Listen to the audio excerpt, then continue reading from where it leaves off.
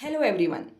Chief justice of India UU Lalit ने recently अपने recommending letter में जस्टिस डीवाई चंद्रचूड़ को नेक्स्ट सीजेआई के लिए रिकमेंड किया है। जस्टिस धनंजय यशवंत चंद्रचूड़, जी हाँ, यानी कि डीवाई चंद्रचूड़ इंडिया की 50th चीफ जस्टिस होंगे।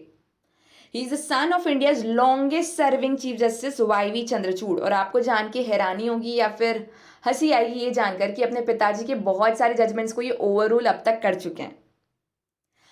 सुप्रीम कोर्ट का जज बनने से पहले बॉम्बे हाई कोर्ट के जज थे और फिर बाद में एलिवेट होकर सुप्रीम कोर्ट के जज बने। इनके जो जजमेंट्स हैं यूजुअली एक बहुत ही प्रोग्रेसिव और लिबरल थॉट पैटर्न दिखाता है, जो एकदम ट्रेडिशनल स्टीरियोटिपिकल सोच है उससे थोड़ा सा अलग।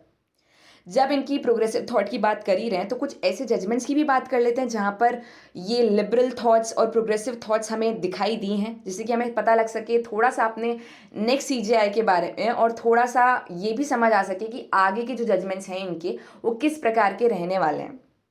तो सबसे पहला और सबसे इंपॉर्टेंट जजमेंट है के S Puttaswamy versus Union of India, 2017 में आया था। और इस बेंच में डीवाई चंद्रचूड़ भी शामिल थे और कहा था right to privacy fundamental right का पार्ट है, आर्टिकल 21 का पार्ट है। बहुत ही इंपॉर्टेंट जजमेंट है हम सभी के लिए। दूसरा Joseph shrine versus Union of India, 2018 का जजमेंट है। और यहाँ पे अडल्ट्री यानी कि सेक्शन 497 को अनकॉन्स्टिट्यूशनल डिक्लेयर किया गया था। और इसमें भी जो ओपिनियन जस्टिस डीवाई चंद्रचूड़ साहब के आए थे वो बहुत ही ज़्यादा लिबरल और बहुत ही प्रोग्रेसिव थे, जहाँ पर उन्होंने कहा था कि women are not property, they are entity, they are human beings in themselves. Navtej Singh Johar versus Union of India, 2018 का जजमेंट हमारा नेक्स्ट जजमेंट है, जहां पर डीक्रिमिनलाइज किया गया था सेक्शन 377 को in the context of homosexuality. ये बात हमेशा याद रखना कि 377 पूरी तरीके से डीक्रिमिनलाइज नहीं हुआ है। जहां पर बीस्टिलिटी और अदर थिंग्स की बात हो रही है वहां पर अभी भी क्रिमिनलाइजेशन है, लेकिन जहां पर कार्नल इंटरकोर्स की बात हो रही है, जहां पर होमोसेक्सुअलिटी के कॉन्टेक्स्ट में बात हो रही है, वहां पर डीक्रिमिनलाइजेशन हो चुका है क्योंकि चॉइस को प्रेफरेंस दी गई है। अगला case Indian young lawyer association versus state of Kerala, जिसको फेमसली कहा जाता है सबरीमाला टेम्पल केस। यहाँ पर हर महिला, हर उम्र की महिला को एंट्री टेम्पल में मिलनी चाहिए और ये फंडामेंटल राइट है, इसके बारे में बात की गई थी।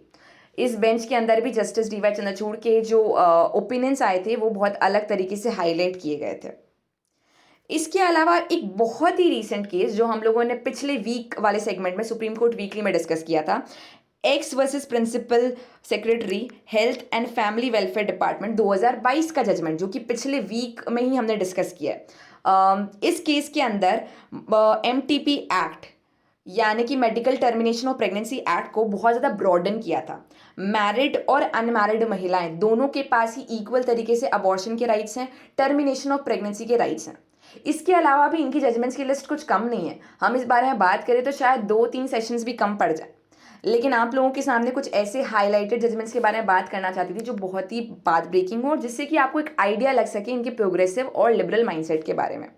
जी, मैं तो बहुत ही होपफुल हूँ इनके नेक्स्ट CJI बनने के लिए। आप लोगों की क्या ओपिनियंस है वो ज़रूर कमेंट सेक्शन में बताना। Thank you so much.